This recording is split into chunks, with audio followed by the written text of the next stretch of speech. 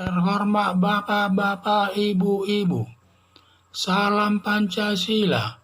Bapak-bapak, ibu-ibu yang melihat video saya ini, tolong jangan lupa subscribe, like, dan di-share. Sifatnya gratis. Pada hari Minggu tanggal 14 Agustus tahun 2022 ini, saya akan mengomentari dugaan Ferdy Sambo akan dihukum mati sama hakim atas penembakan Brigadir Joshua.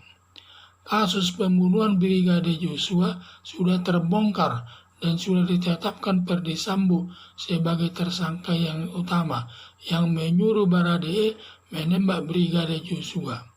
Sekarang Barreskrim tinggal menyelesaikan penyidikannya untuk dikirim ke kejaksaan dan dilimpahkan ke pengadilan untuk disidangkan dan diputus hakim hukumannya sesuai perbuatannya. Diduga setelah di persidangan, hakim akan menjatuhkan hukuman mati kepada Ferdy Sambo karena tidak ada alasan meringankannya, sedangkan alasan pemberatnya perkara tersebut atas pembunuhan Brigadir Joshua cukup banyak, antara lain membunuh seorang brimob selaku aparat negara yang mempermalukan jajaran kepolisian. B. Membuat skenario polisi tembak polisi yang membuat polisi kesulitan menemukan tersangkanya. Ini membuat berita bohong. Sampai hati merusak nama istrinya, melakukan pelecehan dengan Brigadir Joshua yang membuat istri Ferdy Sambo malu sampai tidak berani muncul ke publik. Banyaknya aparat kepolisian korban dan ditindak, termasuk 4 jenderal bintang 1 dimasukkan ke Makobrimob dan 36 aparat bawahan dimutasikan, turun pangkat dan dijadikan tersangka. Membohongi semua aparat kepolisian, Komnas HAM, Kompolnas, tim khusus dan masyarakat umum. Semua masyarakat umum pun ikut tertipu dibikinnya karena dia membohongi berita aja masalah TKP-nya tersebut. PT mati tidak boleh dibuka keluarga Huta Barat di Jambi untuk mengetahui siapa jenazah di dalam PT mati tersebut. Ferdy Sambo sebagai aparat kepolisian tugasnya melindungi aparat kepolisian dan masyarakat, malah ikut membunuhnya Brigadir Joshua hingga mati dan dapat diperberat hukumannya ditambah sepertiga. Berdasarkan alasan memperberat perkara tersebut, diduga hakim akan menjatuhkan hukuman mati kepada tersangka terdakwa Ferdy Sambo.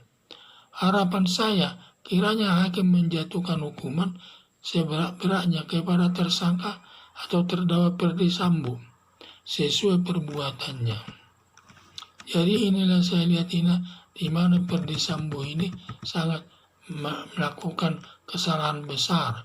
Kasus pembunuhan Brigadir Joshua sudah terbongkar dan sudah ditetapkan Ferdy Sambo sebagai tersangka yang menyuruh Baradae menembak Brigadir Joshua. Sekarang Barreskrim tinggal menyelesaikan penyidikannya untuk dikirim ke kejaksaan dan dilimpahkan ke pengadilan untuk disidangkan dan diputus hakim hukumannya sesuai perbuatannya. Diduga setelah disidangkan hakim akan menjatuhkan hukuman mati kepada Ferdy Sambo karena tidak ada alasan meringankannya, sedangkan alasan pemberatnya perkara tersebut atas pembunuhan Brigadir Joshua cukup banyak, antara lain membunuh seorang brimob selaku aparat negara yang mempermalukan jajaran kepolisian, membuat skenario polisi tembak polisi yang membuat kesulitan menemukan tersangkanya, sama juga membuat berita bohong. Sampai hati merusak nama istrinya, melakukan pelecehan dengan Brigadir Joshua yang membuat istri Ferdy Sambo malu sampai tidak berani muncul ke publik. Banyaknya aparat kepolisian korban dan ditindak, termasuk 4 jenderal bintang 1 dimasukkan ke Makobrimob dan 36 aparat bawahan dimutasikan, turun pangkat dan dijadikan tersangka. Membohongi semua aparat kepolisian, Komnas HAM, Kompolnas, tim khusus, dan masyarakat umum semua dibohongi dengan berita-berita tersebut. Peti mati tidak boleh dibuka keluarga Huta Barat di Jambi untuk mengetahui siapa jenazah di dalam peti mati tersebut. Ferdy Sambo sebagai aparat kepolisian tugasnya melindungi aparat kepolisian dan masyarakat umum, malah ikut membunuhnya Brigadir Joshua hingga mati dan dapat diperberat hukumannya ditambah sepertiga. Berdasarkan alasan pemberat perkara tersebut, dua hakim akan menjatuhkan hukuman mati kepada tersangka terdakwa Ferdy Sambo.